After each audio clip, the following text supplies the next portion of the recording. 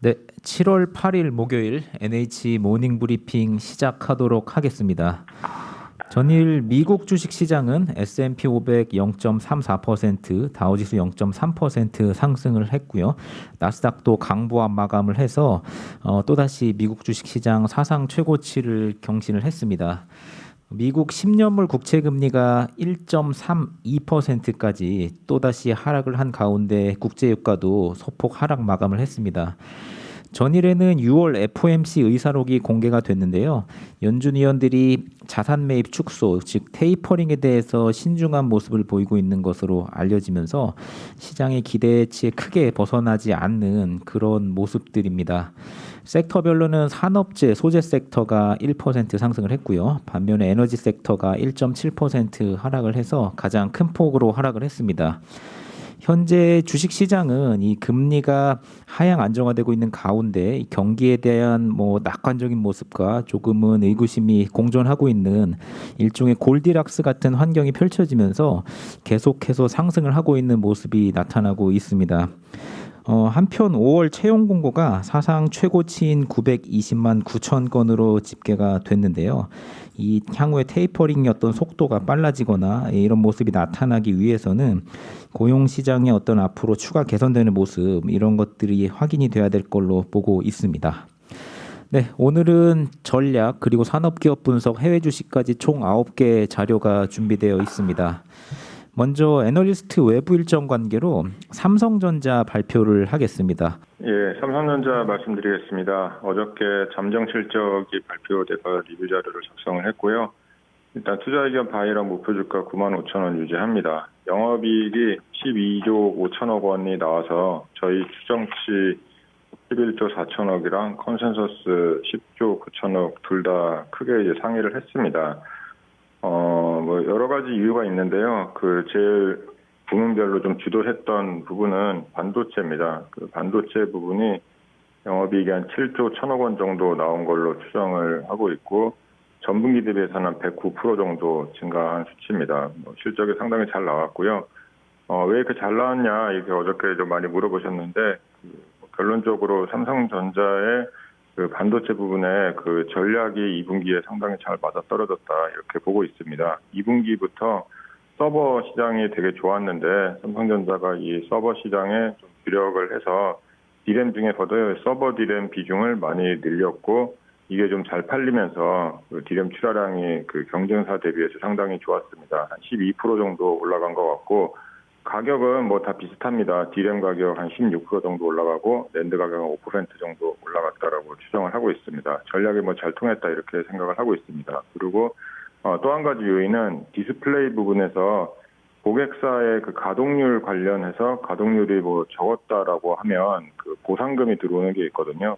그 OLED 관련된 보상금이 일회성으로 한 8천억 정도 들어오지 않았나 이렇게 저희가 이제 파악을 하고 있습니다. 이 두 가지 이유 때문에 실적이 잘 나왔습니다. 하나는 이제 디스플레이의 일회성이고, 하나는 반도체 부분에서 디램 출하가 상당히 좋았다. 이렇게 보시면 될 것 같습니다.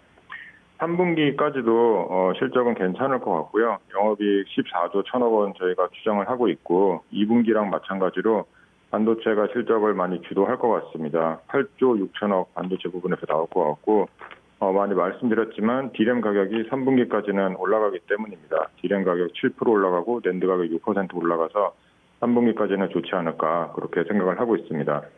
네, 저희는 이제 투자 판단을 할 때 삼성전자 지금은 공격적으로 살 때는 아니다 이렇게 판단을 하고 있습니다. 그 이유는 3분기까지는 메모리가 괜찮지만 4분기 이후로는 메모리 수급이 저희는 일부 좀 둔화될 거다라고 저희는 생각을 하고 있습니다. 저희가 이제 글로벌 메모리 수급 모델을 만들어서 추정을 하는데요. 3분기까지는 디램 수급이 수요가 공급보다 많겠지만 4분기부터는 수요보다 공급이 한 0.3% 정도 초과해서 가격 상승은 3분기로 좀 끝나지 않을까 그렇게 생각을 하고 있습니다. 최근에 삼성전자를 포함해서 여러 디램 업체들이 경쟁이 좀 많이 심화되고 있기 때문에 신규 캐파 투자가 좀 많이 증가하고 있고요. 이게 4분기부터 물량이 본격적으로 쏟아지고, PC 수요는 한 5월 달을 피크로 최근에 약간 좀 둔화되고 있는 추세고요. 서버는 좋지만 중국 스마트폰 업체들의 2021년 출하 목표가 최근에 좀 잘 안 팔리고 있기 때문에 이거 좀 하향되고 있다라는 게 저는 좀 부정적이다 이렇게 생각하고 있습니다. 이상입니다. 경제 전략 발표해 주세요. 네, 경제 FX 자료 말씀드리겠습니다. 저희는 연준과 이제 경기 펀더멘털 고려할 때 2013년과 좀 다르다라는 자료로 이제 제목을 지었는데요. 사실 앞에서도 말씀 주셨지만 지금 시장 속도에 맞춘 점진적인 테이퍼링이 좀 기대되는 상황입니다. 당시 2013년에 뉴욕 연준 프라이머리 딜러 대상 서베이를 보시면 그 12월 기준으로 테이퍼링 개시 시점이 2014년 3월로 예상된 바가 있는데 당시 14년 초부터 이제 단행이 됐습니다. 시장 기대보다 조금 빨랐다라는 점을 좀 말씀드릴 수 있는데요.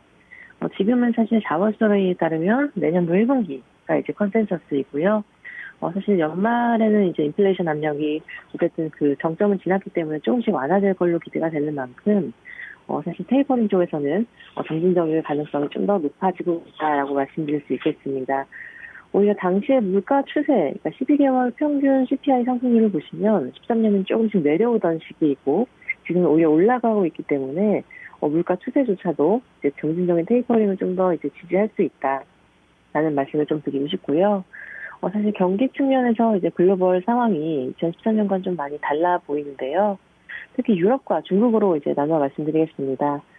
유럽 같은 경우는 당시 이제 구제금융, 유럽 남유럽 재정위기 이슈가 있고, 그리스 구제금융 문제까지도 확대되던 게 이제 2014년까지 이어지고 있는데요. 이게 이제 ECB의 기준금리 인하의 배경이기도 했습니다.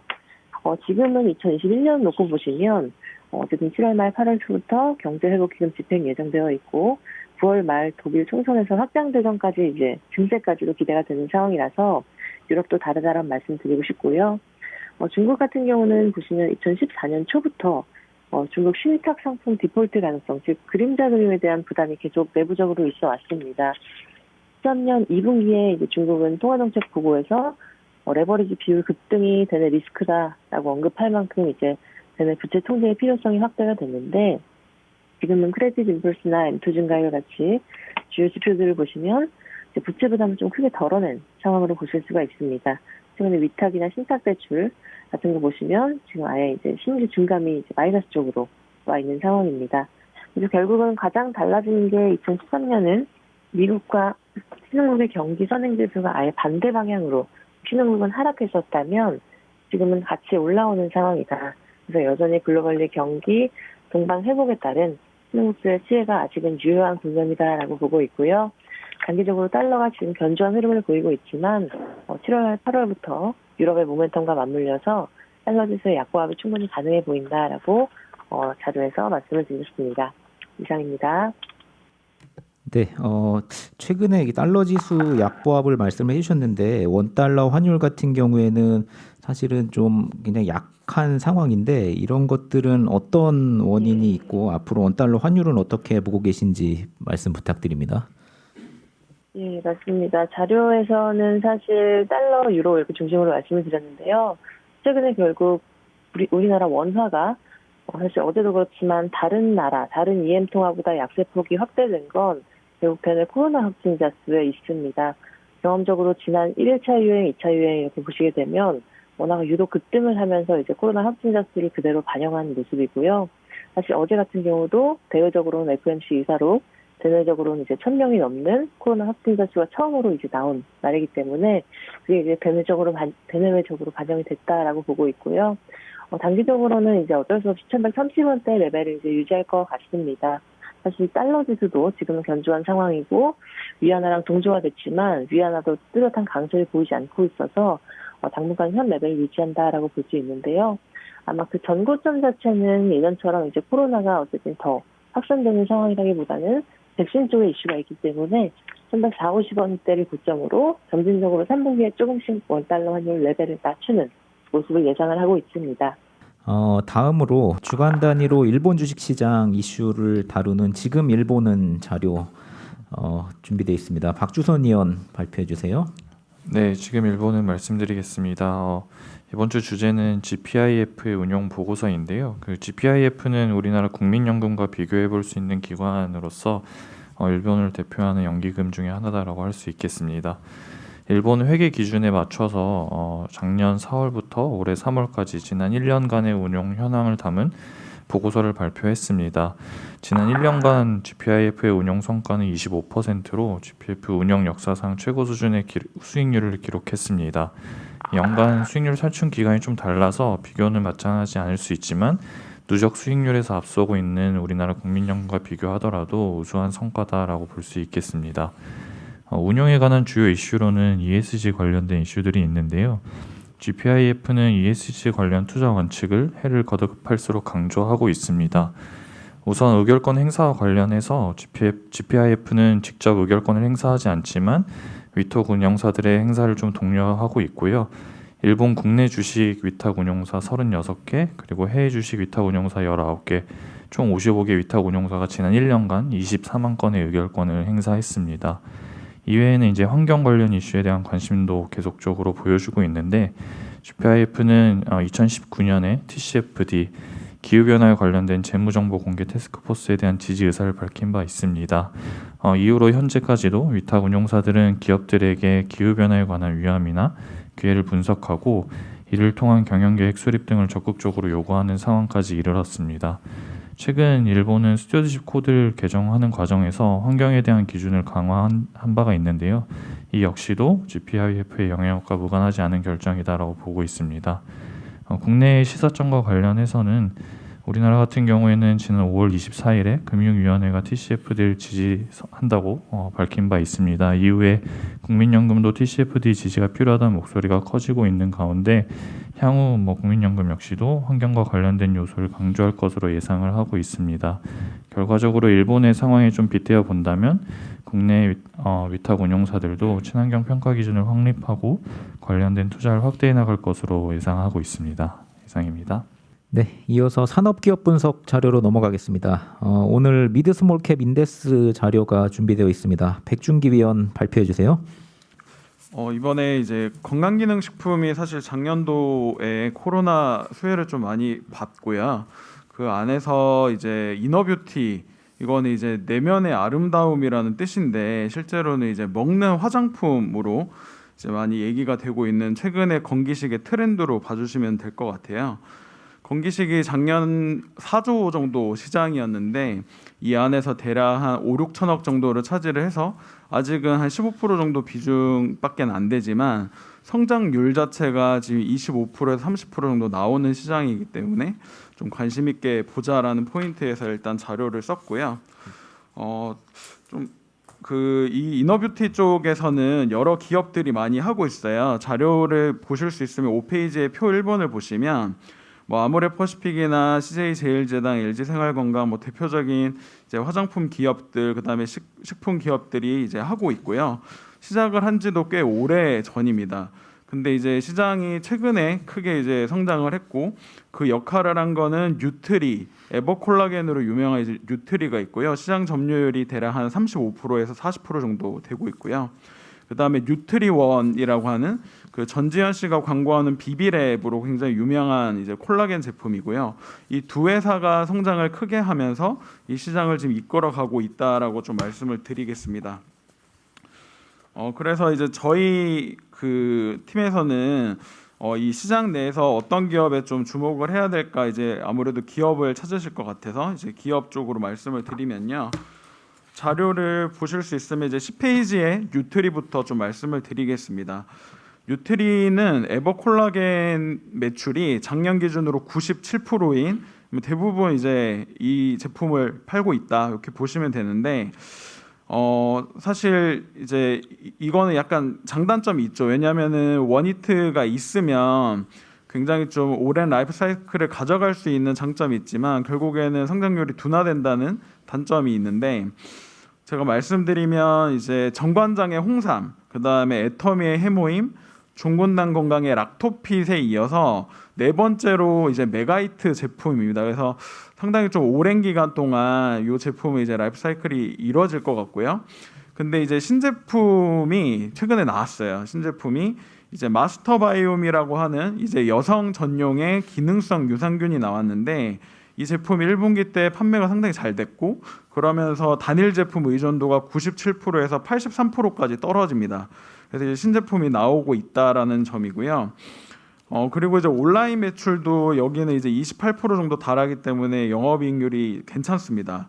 그래서 이제 밸류에이션 기준으로는 올해 PR이 11.2배다. 그래서 이제 업종 내에서는 밸류에이션 좀 싼 편이고 아까 말씀드렸다시피 이제 메가히트 아이템이 있어서 이너뷰티 시장 성장에 따른 성장률까지 같이 가져갈 수 있다라고 말씀드리겠습니다. 18페이지에 HL 사이언스 제가 오랜만에 말씀드리는 이제 종목인데요. HL 사이언스는 2015년도에 내추럴 엔도텍의 백수가 굉장히 잘 됐고 그 이후에 백수 사건이 이제 나오면서 HL 사이언스 석류가 되게 잘 됐었어요. 그리고 최근에는 이제 새싹보리, 현빈이 광고하는 새싹보리 되게 잘 됐는데 올해는 조금 부진한 상황입니다. 그러면서 이 주가가 지금 굉장히 안 좋은 상황인데요.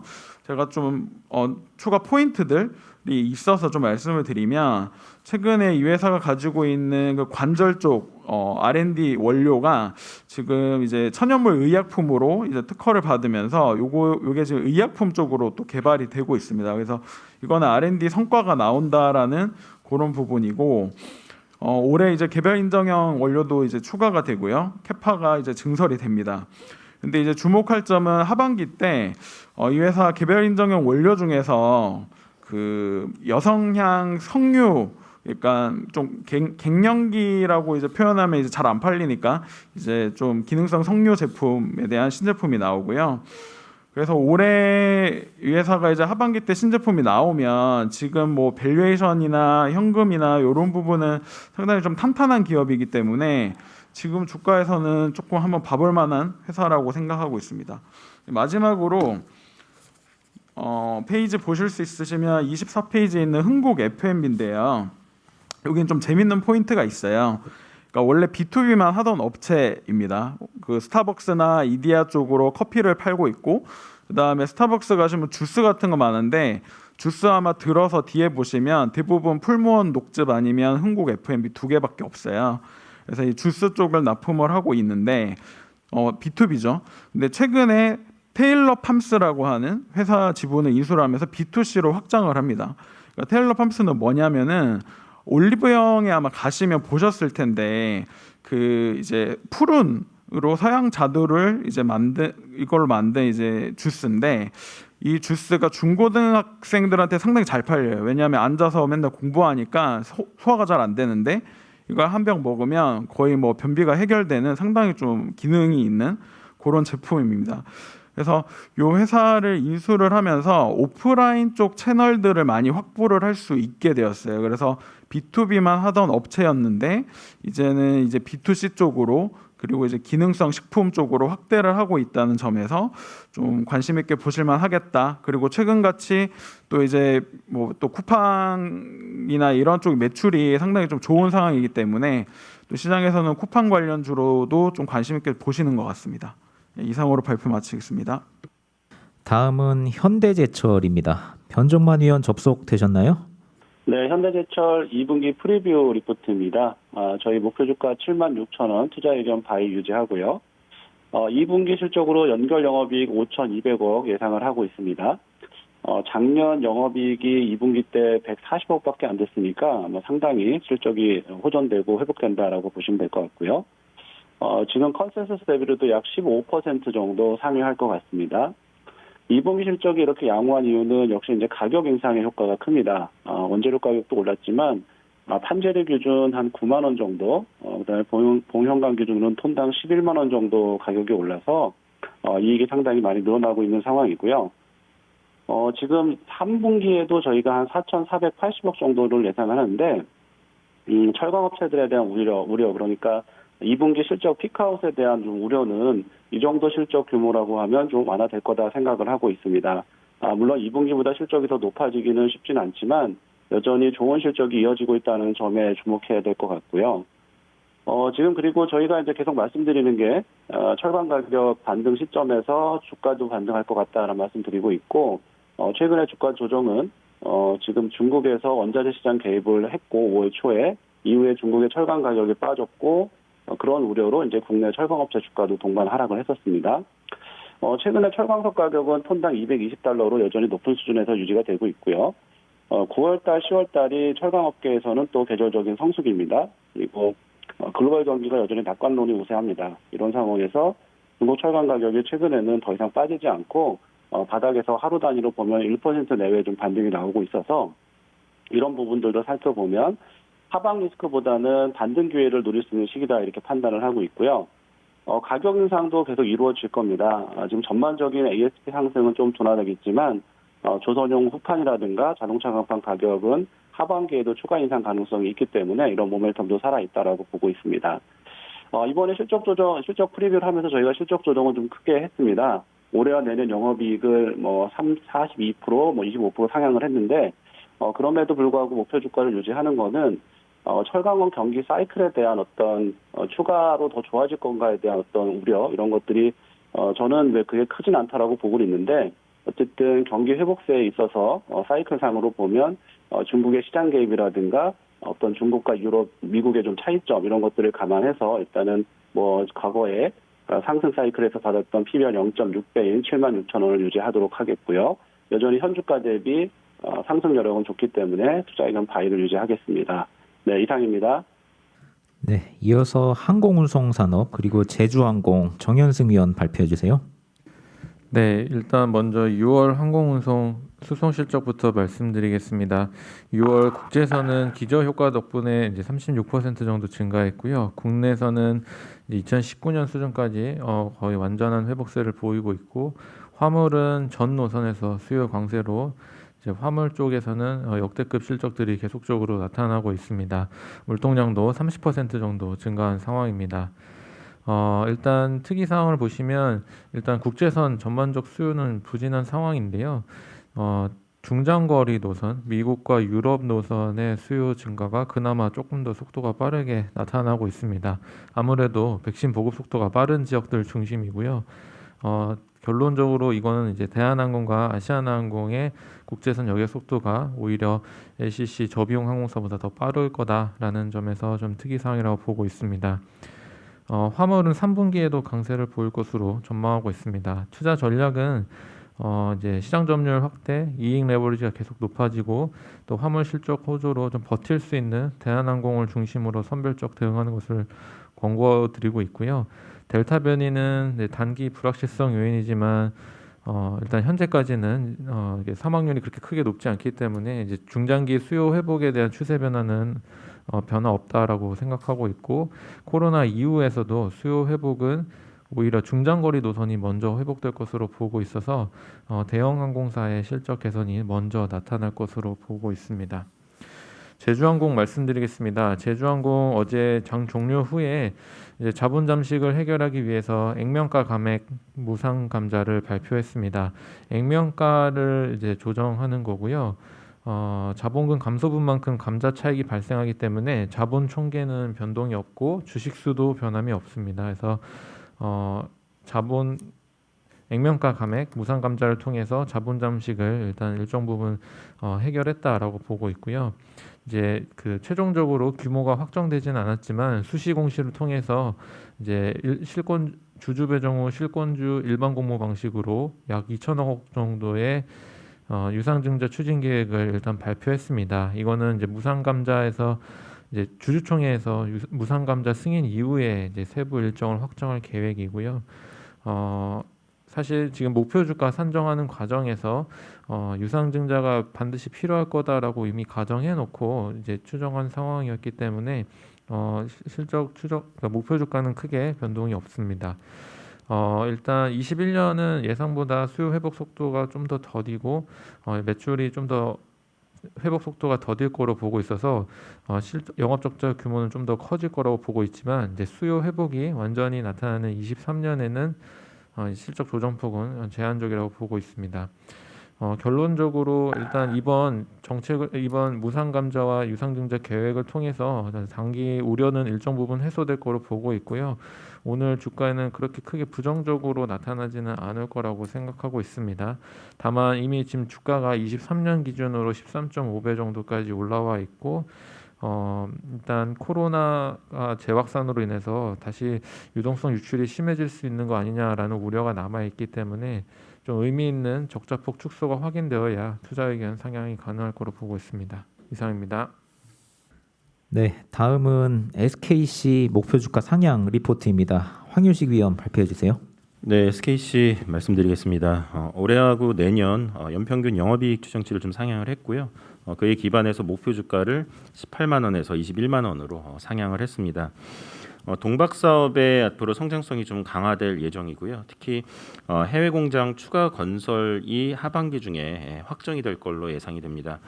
동시에 이제 2차 전지나 반도체 소재 포트폴리오가 확대될 것으로 전망이 되기 때문에 장기 성장성을 고려해서 투자 의견 바이를 유지를 하고 하반기 정유화학 업종 내 탑픽 의견을 좀 유지를 하겠습니다. 2분기 영업이익이 이 기존보다 좀 크게 좀 늘어날 것 같고요. 한 1,200억 원으로 분기 최대 실적을 기록한 것으로 좀 추정을 하고 있습니다. 주로 실적 상향 요인은 이제 화학 부문에서 이익이 좀 증가한 데 기인을 했습니다. 폴리우레탄이나 이제 PG 쪽 수요가 증가를 했기 때문에 PG나 그리고 이제 원재료 PO 스프레드가 이제 확대돼서 실적이 좀 많이 늘었다고 보면 될 것 같습니다. 화학 부문은 이제 다른 화학 기업과 마찬가지로 6월부터는 이제 스프레드가 다시 축소세로 좀 들어갔고요. 하반기는 다소 화학 부문 영업이익은 다시 이제 안정화 단계로 내려갈 걸로 전망을 하고 있습니다. 동박 쪽 사업은 이제 하반기 본격적인 성장을 좀 앞두고 있는 상황입니다. 6월달에 5공장이 준공이 됐고 현재 풀가동 체제로 좀 전환이 됐습니다. 기존 캐파 대비 한 30%가 이제 늘어난 상황이기 때문에 3분기부터는 5공장의 어떤 효과가 본격적으로 좀 반영될 걸로 보고 있고요. 6공장은 이제 4분기에 이제 완공이 될 예정입니다. 그래서 6공장의 완공 이후에는 이제 내년 상반기까지도 증가세가 좀 유지될 걸로 보고 있습니다. 최근에 이제 구리 가격이 좀 하향하면서 이게 3분기에 실적 개선으로 좀 나타날 걸로 보고 있습니다. 폴란드랑 이제 미국 쪽 그 동박 신규 공장이 방침은 정해졌는데 구체적인 이제 계획이 아직 나오진 않은 상황입니다. 하반기 중에는 구체적인 일정과 규모, 금액이 확정되면서 장기 성장성을 좀 확인을 좀 하게 될 예정이고요. 25년도까지 동박 총 캐파가 이제 25만 톤으로 늘릴 계획이고요. 그렇게 되면 이제 현재 4만 톤에서 6배 이상 확대되는 그 과정으로 앞으로 좀 갈 걸로 보고 있습니다. 최근에 이제 과거의 경영진 문제 때문에 이제 회사가 좀 어수선한 모습이 좀 있었습니다. 지난 2분기에. 그래서 이제 이걸 과거 경영진과의 단절을 위해서 거버넌스 혁신안을 제시를 하고 환경 관련 전략도 발표를 하면서 ESG 경영을 상당히 강화하는 모습을 좀 나타내고 있습니다. ESG 위원회를 설치를 하고요. 그 전현 사회이사로 구성된 내부거래위원회를 신설을 했고요. 주주가치 강화를 위해서 외부 자문기관도 이제 설치해서 거버넌스를 좀 강화하는, 그래서 과거와 같은 이제 그런 모습이 일어나지 않도록 그런 작업을 좀 진행을 했습니다.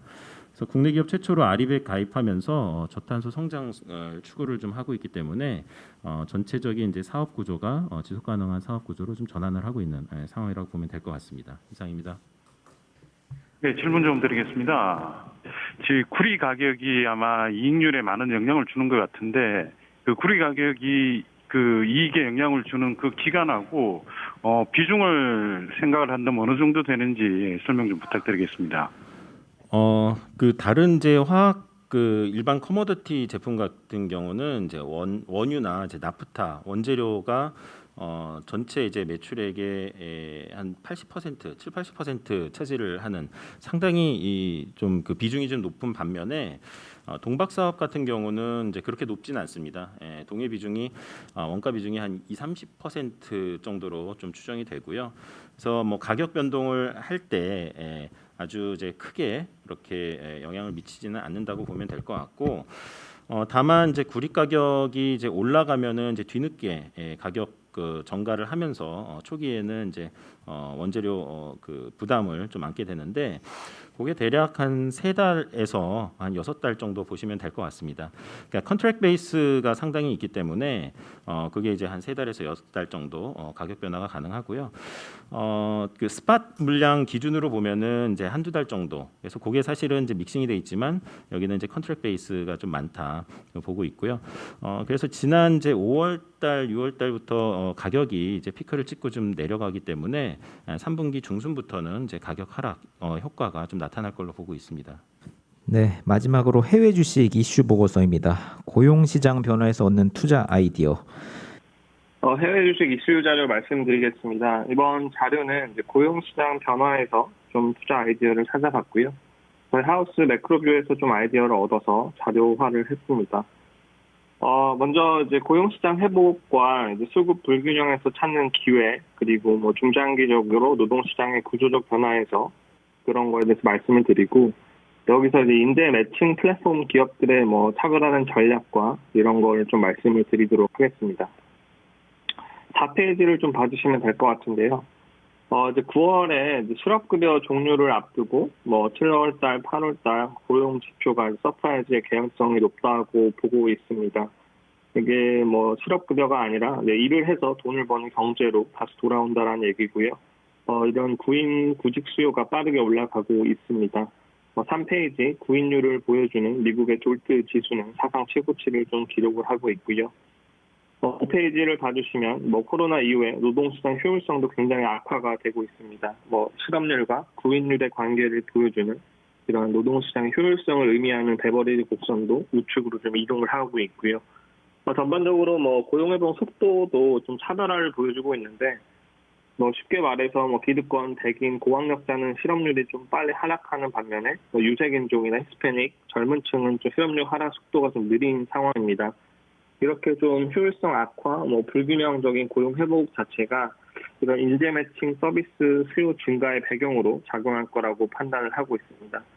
지금까지는 좀 단기적인 뷰를 말씀드렸다면, 이제 중장기적인 노동시장의 구조적 변화를 말씀드리면, 사실 평생 직장의 개념이 사라지고 기 이코노미가 하나의 트렌드가 된 지 좀 오래됐습니다.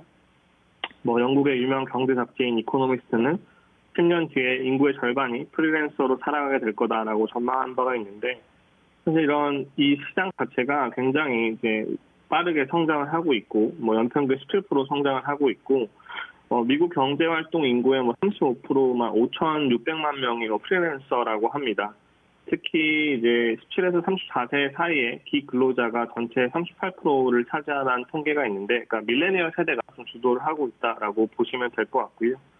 저희는 이런 프리랜서 시장의 성장을 좀 많이 보고 있는데, 이유는 크게 두 가지입니다. 첫 번째는 기업 입장에서는 비용 부담을 줄일 수가 있고, 근로자 입장에서는 워라밸이라든지 유휴 노동력을 활용한 추가 소득 창출이 가능해 장점이 많다라는 점입니다. 저희는 이제 대표적인 수혜 기업으로 미국의 이제 업워크라는 기업과 파이버라는 기업이 있는데, 포인트 위주로 간단하게 말씀을 드리겠습니다. 두 업체 모두 이제 프리랜서 마켓플레이스 플랫폼 업체입니다. 글로벌 플랫폼을 지향을 하고 프리랜서와 기업 모두에게 수수료를 받아서 수익화를 하는 그런 모델인데, 약간 수익화 방식이나 지향하는 바는 좀 차이가 있습니다. 먼저 파이버 같은 경우는 이런 특정 공연이나 기술 같은 거를 서비스 단위로 약간 마켓플레이스 상품처럼 거래가 되는 겁니다. 반면에 업워크 같은 경우는 구인이나 구직 그런 거에 좀 가까운데, 자기가 이제 탤런트나 스킬셋을 이제 프로필을 등재를 하게 되면 이제 머신러닝을 통해서 기업들이 그거를 이제 매칭시켜주는 작업을 하는 건데요. 파이버 같은 경우는 약간 중소기업이나 단기 프로젝트 중심이라면, 업워크 같은 경우는 또 장기 프로젝트나 대형 브랜드 이런 기업을 좀 타겟으로 하고 있습니다. 그래서 파이버 같은 경우는 사실 일단 마켓플레이스 역할이라서, 그러니까 그런 서비스를 상품처럼 사고 팔 수 있는 게 중요한 반면에, 업워크 같은 경우는 이제 구독 서비스를 좀 메인으로 좀 하고 있습니다.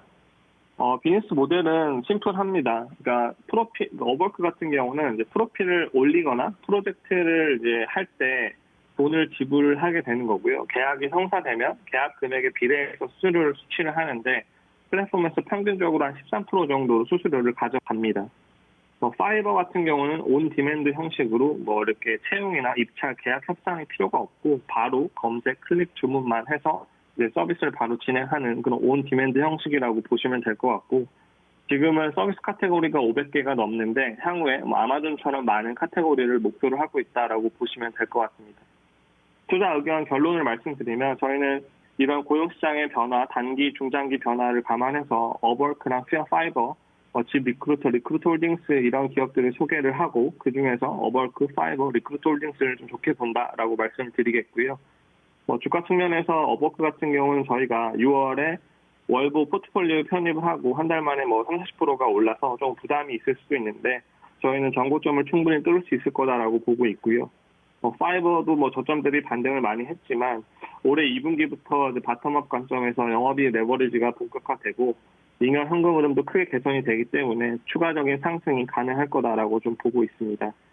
이상입니다. 네, 감사합니다. 7월 8일 NH 모닝 브리핑 마치도록 하겠습니다.